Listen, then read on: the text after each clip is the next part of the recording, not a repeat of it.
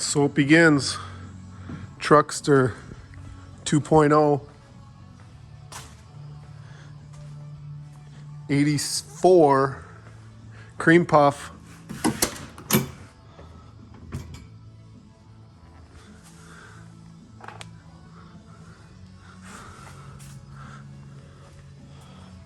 Don't have all the components yet, but I'm gonna start with the taillights.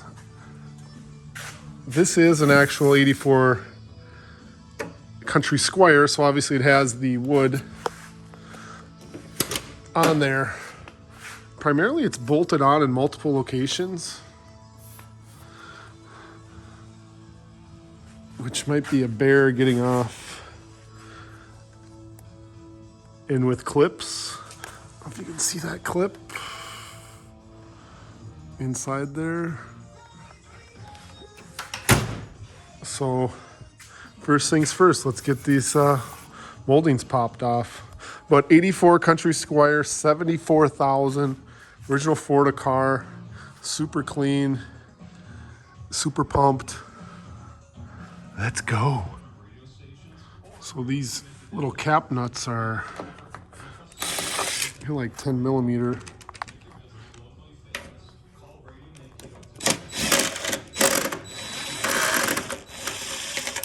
They pop right off. That one I'm gonna leave on right now. That's that chrome strip across there. So there's 1, 2.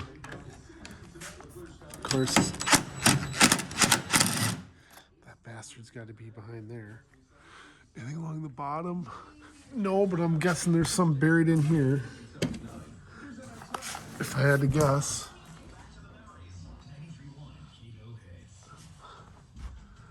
I can't see shit. I don't see any in there. Probably have to pop this bad boy off. Oh, but that comes right off then. Oh, wow.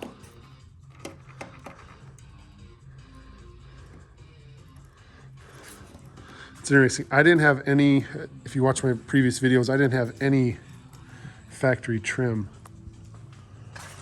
I had that guy down in Arkansas or Oklahoma make it for me, and how I put it together. You can watch the previous videos on that. Continue on. So I just took a wrench, loosened that one up.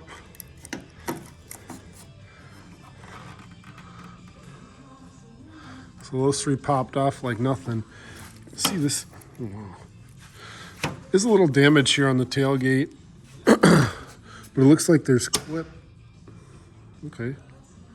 clips that hold this on. Because again, there's nothing on the back edge holding this on. And I know even, let me zoom in on there for you.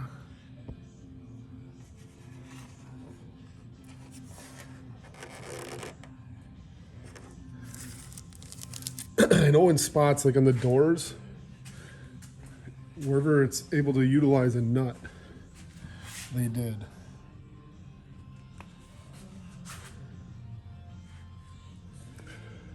So the doors probably gotta be tore apart. But I'm more concerned with how this shit's gonna come off. There's one guy in line that did this, and it was a nightmare. Interior's cherry, like I said. 71,000 original. She's a cream puff, folks. So what appears to be working is these are just like snap clips. You just kind of roll it one way. It doesn't seem to be breaking it, so I'm just kind of like rolling it. And then if you wanted to get it back on there, you'd have to kind of get one edge and then snap it down.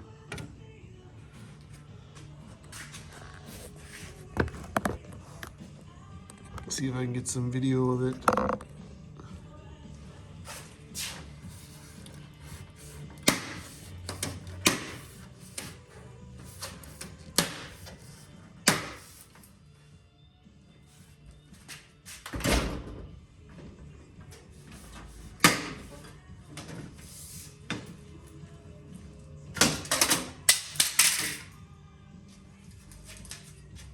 Huh.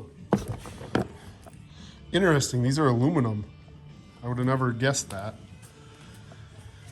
I don't know if I'll be able to reuse any of this or not. I kind of got my, well, that's why that was a little bit harder. That was actually a metal clip in that one. But all those got to be ground off. These clips are the same clips down here for this piece. And those are kind of tough to get off without bending that piece up. At least my experience. So these should just slide over.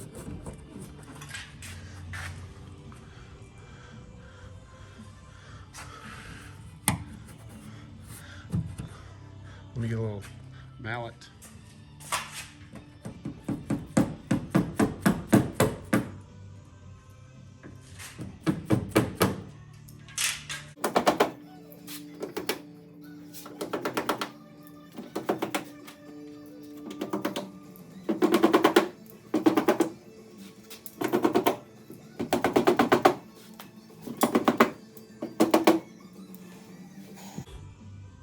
Pretty straightforward, just tap them off.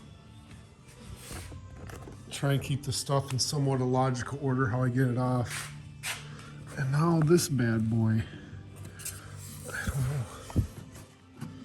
Well, there is a nut there. I can feel that dirty rat. Really? So there's two nuts on the inside of the fender. One down there, I just used a little knuckle.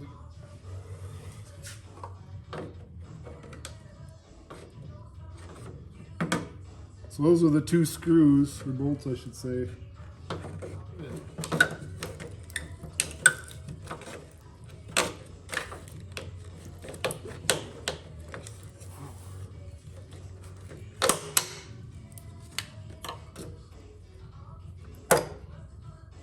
Interesting. That was like a giant ass rivet.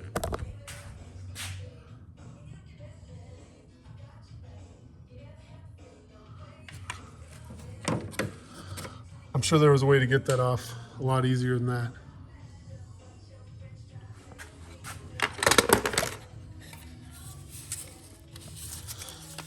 As most country squares, this film, it just deteriorates, and then it's just, so I'm gonna have to do some patching and filling. This is just glued on.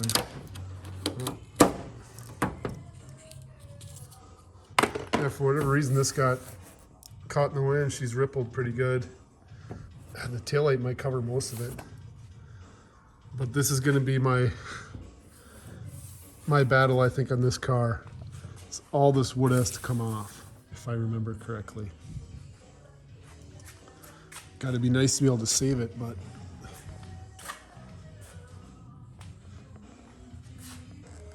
it sure would save a lot of time. But it doesn't, because it goes way up here. Just talking out loud. So just experimenting for the first couple minutes, found that just putting a little bit of heat and then backing it off and just pulling off little pieces at a time.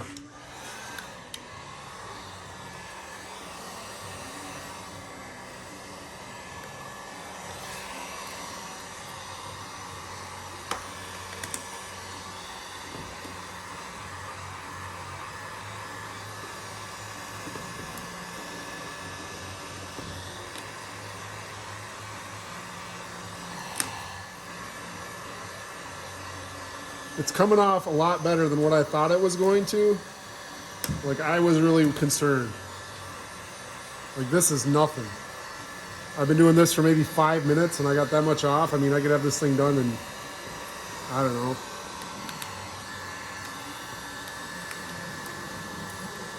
a solid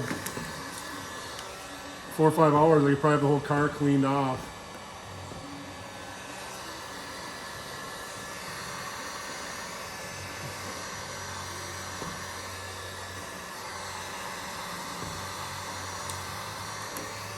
Just a little bit of heat. Baby steps.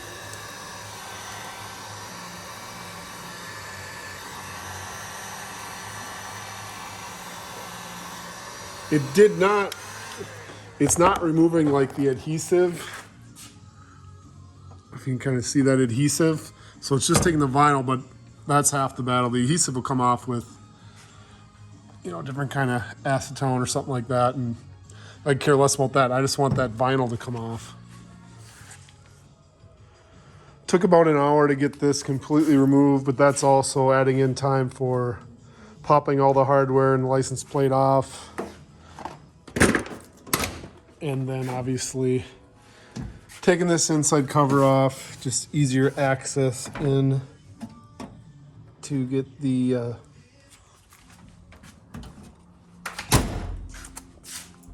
can't think of the term, I'm drawing a blank.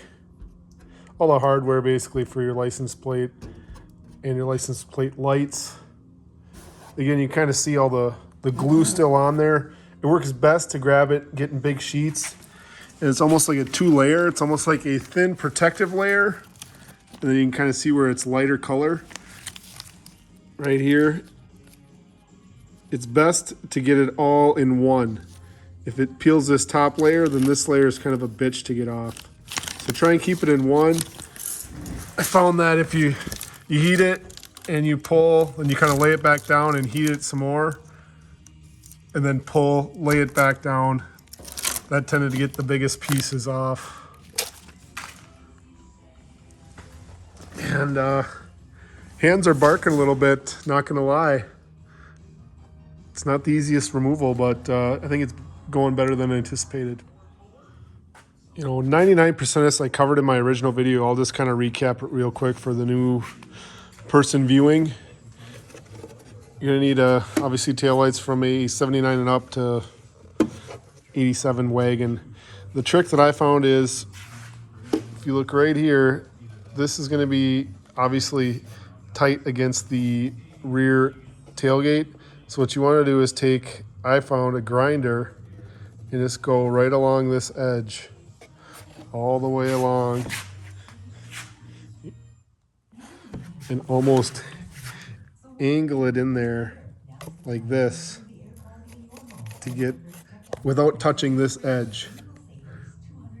So get it in there at an angle. And there are these almost like where it was fused together. So you got to cut all the way through that. It's like a solid plug almost. There's several of them all the way around. So there is a thin piece of metal, I don't know, that you got to kind of mow through.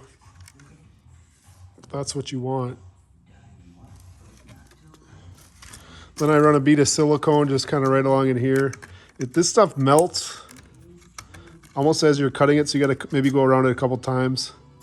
I think what I did on this one, went around at an angle, then I just went vertically and kind of sliced it, got this off, and then went around again with the 4 1/4 inch or 4 1/2 inch diameter. Just metal cutoff wheel seems to work the best and is super quick.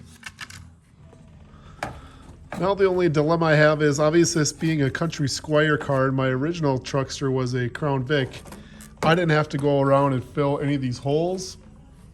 And if you go back and watch my original video, I wasn't sure on the gap between the two taillights, between here and here. And you have to have, I have to go back, I think I put a 2x in there, so 1.5 inches.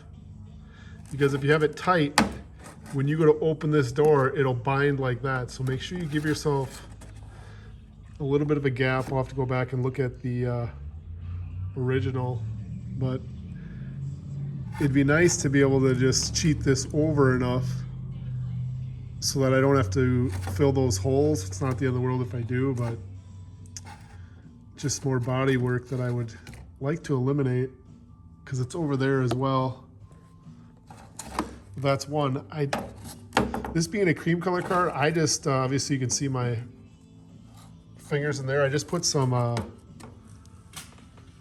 think it was like some reflective, almost tinfoil type, actually it's like HVAC tape. just cut some and just glued it in there because, again, you want it somewhat reflective. All right, tail light install. I'm just going with the 2x4 spacing. And just line up your height.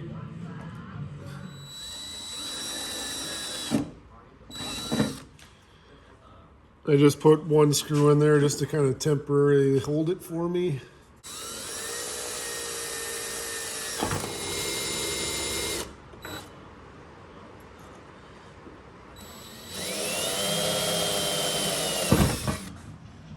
So like I said, 1.5 inches. I can actually suck this gap up a little bit more because that's where the damage is to this tailgate. And when I put these on for the final install, maybe just run a bead of silicone and maybe get a little bit bigger screws, but obviously these will have to be filled. Same thing over here. Just, I like that.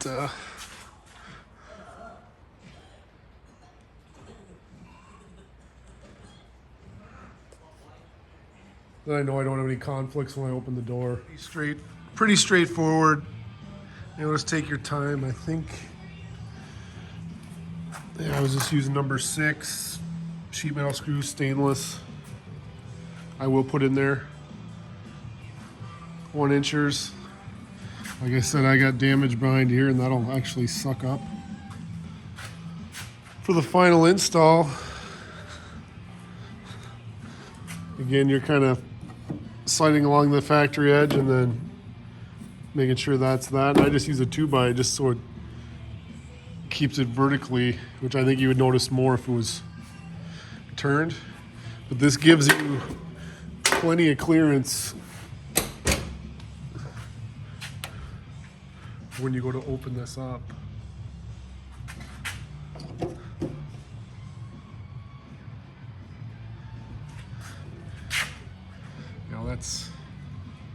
There's probably, you know, I could have probably shifted it over enough to cover those holes, but it would have been damn close. And I'm just lazy. I think that looks fine on the old car. So that's what it is. So then typically, like I do things twice. You probably could get away with covering those holes, having about maybe like a 1 inch gap between there. So if you go with just covering up those factory holes from the trim, it's like a 1 inch. A 1 inch would do it. It's not going to hit. It's tight, but it won't hit. You can fully open it all the way I've done it. But my issue is I've got this damage on this corner. And having that 1.5 inches, it's kind of hard to see all this.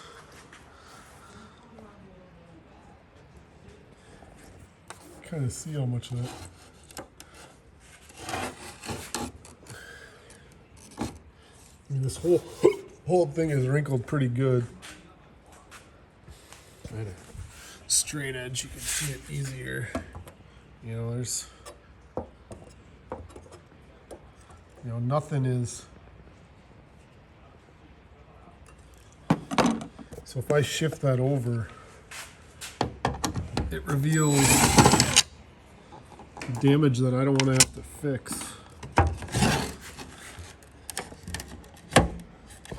Possibly, yeah. I guess, I don't know, maybe I will shift it over. You can kind of see that gap, but it'll definitely suck it up. It's over here. And I was close to going in the factory Ford emblem hole.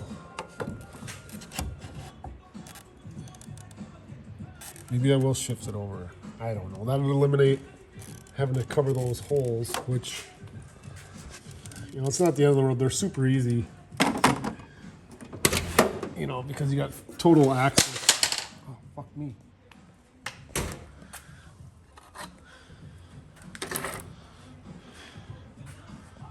And that will be a little bit trickier just because it's harder to get in there. I mean, you can still get, you know, easy access. Scabbing a little hole or something to plug those. What to do? Okay, I pivoted again. I lied. I shifted it over just enough to cover up those holes. It actually just had a lot more damage underneath here right in this corner. Otherwise I would have just left it. You can just see on the bottom here where it's final application. You know, you can see how tight that is. You can just see how there's a big kink in there. The whole thing's curled in, so I would say it's just enough to cover those holes. You can kind of see right there where they are.